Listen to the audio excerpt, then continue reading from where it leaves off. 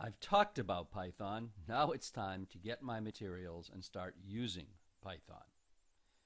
If you have your own computer, you can put stuff wherever you want. There's one caveat that you shouldn't have any blanks in the names of directories in your path for chapter 4 if you get that far. If you're moving around between computers, then it's a good thing to keep stuff on a flash drive if you're working in different labs, for instance. Or if you just don't have a flash drive and you're on temporarily on a machine like in the Loyola labs, there's a D drive that's just totally open for data for students. Now you need to choose a place to put the examples that come with my tutorial. This is the zip file. To download it, you want to right-click,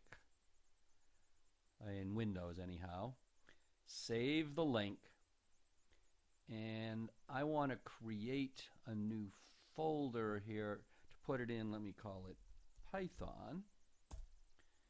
Go into that folder and then save it.